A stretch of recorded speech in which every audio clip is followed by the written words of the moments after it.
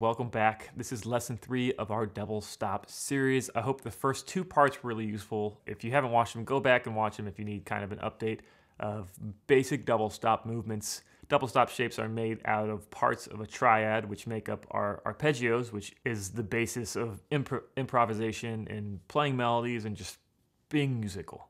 So this is pretty important stuff. We're going to stay in the key of G, and let's stay on the A and the E string. So what we're going to do is we're going to play our D and G double stop. And I want you to say the names when we play these notes. It's going to help learn the fretboard a little bit better if you don't know it that well. So D and G, we're going to play those 2 notes together. Now what I want us to do is find a note that's in the arpeggio above our highest note and one that's below our lowest note. So let's go ahead and find the note above our highest one. So the highest note we're playing is a G. The next highest note in the key of G is going to be our B. Now what's the note below our lowest note here? B, that's right. So the cool thing about this, the note above our highest note and the note below our lowest note are octaves. They're B octaves. All these double stops, the note above and below are going to be octaves, so it's just useful for shape finding. This is a cool octave shape. It's just good to know. All right, so let's go ahead and move on to our next double stop on this same string pairing. So we have a G and we have a B. So our next highest note from G to B is going to be our D. And then our lowest one is going to be our D on the A string. Great. So go ahead and play that back and forth a little bit and kind of get used to that. Beautiful. Our next one is going to be our largest shape in this family. It's going to be a B and a D. So we're missing one note, and that happens to be our G. So let's go ahead and play our G above and our G below. And go ahead and play that back and forth.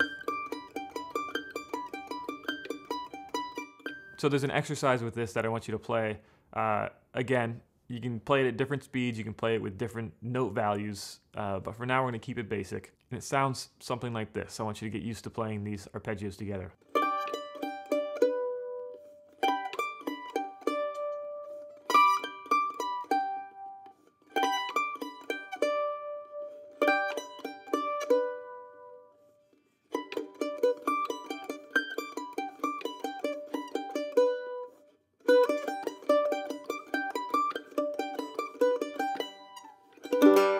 We have a kitty down here.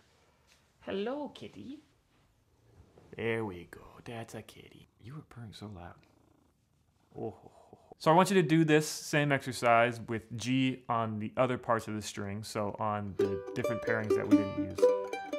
And say the note values, or not the note values, say the note names while you do this if you don't know your fretboard that well, especially up the neck. I find a lot of people might lack up there, and I definitely need practice up there as well. So say the note names, things become a lot easier when you do that. So do the same thing in C and D as well, which is our 4 and 5. Again, my Patreon's gonna have sheet music for all of this, so if you do need a cheat sheet or you want something to look at, you can go there. But I also want you to try to explore and see if you can find where these arpeggios are by yourself. So remember, the arpeggios are just 1, 3, and 5. So for G, they're G, B, and D. For C, it's C, E, and G. And for D, it's D, F sharp, and A.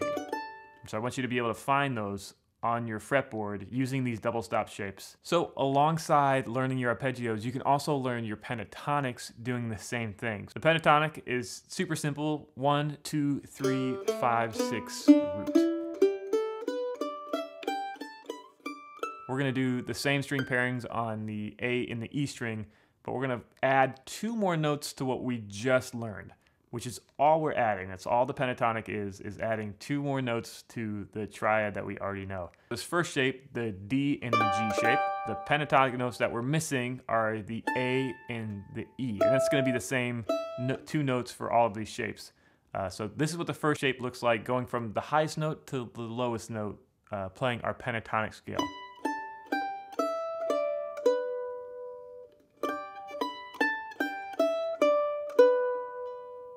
Awesome, so let's do it on the next shape.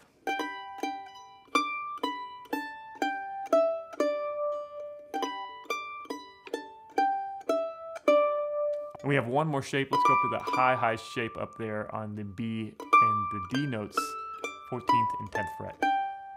And then find our pentatonic. So I want you to do this with G across your fretboard. I want you to do this with C across your fretboard and D across your fretboard. Let me know how it goes. I cannot wait to see you the next lesson. Remember, we have Patreon. It's going to have all the sheet music.